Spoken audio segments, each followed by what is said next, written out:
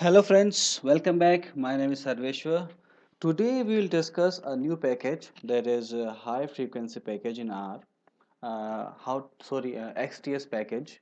How to use it. Lubricate this is a package we have discussed in our earlier video, and this is the video we'll discuss XTS package. This is extensible time series. So here my file is Nifty file. Nifty is index of India. Uh, so this is my file. Uh, so here I don't need the first column is index column, and second is price, and last one is date time I have combined. So I don't need this last one, so I'm removing this column, uh, removing this Nifty.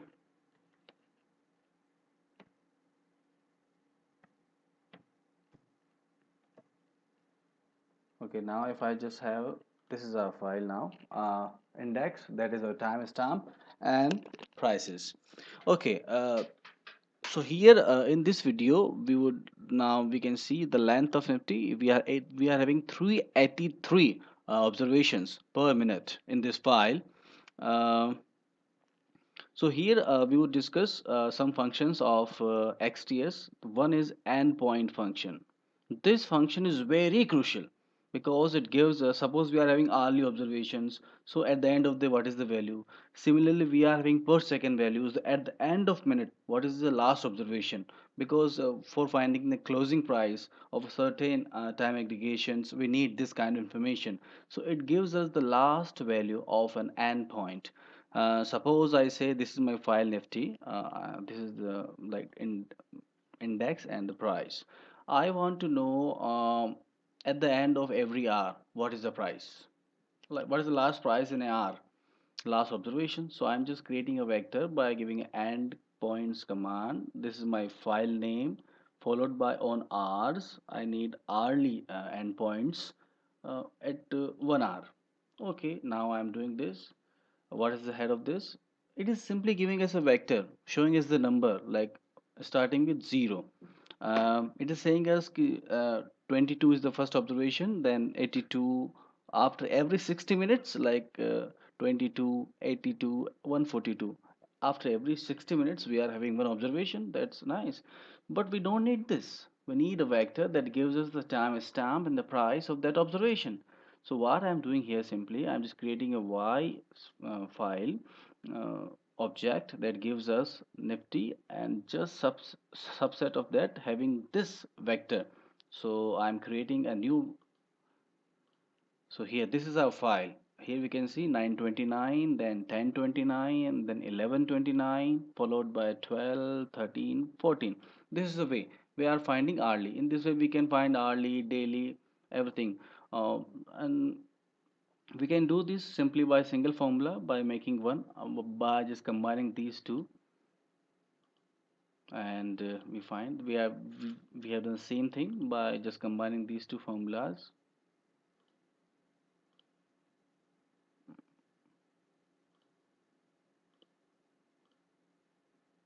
Okay, the same thing we have done here, we can see here. And then we now lead to we can do it per minute also, like at per minute, 5 minutes. Suppose I want to do the 1 minute already, so I don't think you can do this. uh, Suppose I want to make a new vector having last observation at the end of every 5 minutes. So here what can I do here? I can see this is a vector and I'm creating here. hmm.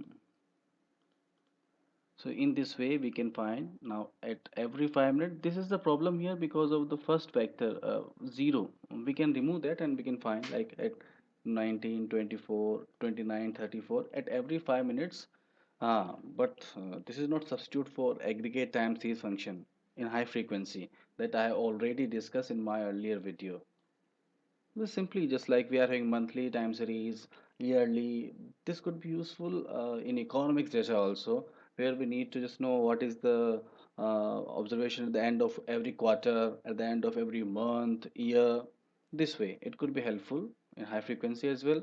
Similarly, now, second learning of this video is how to change the format of index.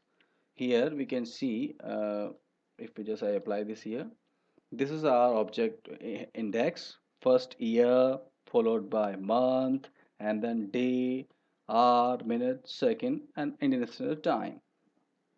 But I don't want this in this way. I want first date, oblique, month, oblique year. Date, month, year. So how to change this? So there's a function we say index format. So yeah, I'm just index format. Nifty is the file name, and I need this format: first date, then month, and then year, then hour, minute, second. Okay, so now I can see now it is changed. 28th Feb 2014, 901 price. So how easy it is? This is tail. Now suppose you want to change the time zone. Suppose I want to go to GMT. So index time zone Nifty. I can do this. Now if I see now starting time is not 9 o'clock, it is plus 5:30. It's 6:30, 3:30. So it is because of the time zone. Now I just change time zone coming to IST by Asia Kolkata. Similarly, actually this video is collection of the formula at once. So we don't need to read the entire XTS package we are having with R. Suppose I'm having this file. So what is the number of observations or number of minutes here? I just click here, 383. Similarly, I say what is the number of hours here, 8 hours. In this way, if our file is very long for 5, 10 years, we can use these, what is the number of months, number of hours in this uh, file we have. Similarly, what is the time interval? By using periodicity, we can find it is 1 minute periodicity from this to this period. Now the last one, this is already used in, I have already discussed this in like how to extract time components in my earlier video. But again, in this package, there are different formula for this. So suppose you want to know what is the R of our index here. So this is I have created. What is this is R I have created. In the similar way, you can extract date, day, month. This is already there, but by different formula. Similarly, you can manipulate by suppose you are creating vector, you can manipulate it by adding 6 here. You are making a new vector x plus 6, and now if you see it becomes 15. So this is the way. Here we have learned three things. First thing is using endpoints to find the last observation of each frequency like hourly or weekly or monthly. And second thing is changing the format of index, changing time zone, and finding the periodicity. And the last, how to extract time components and manipulate with them. Thanks friends. Keep watching.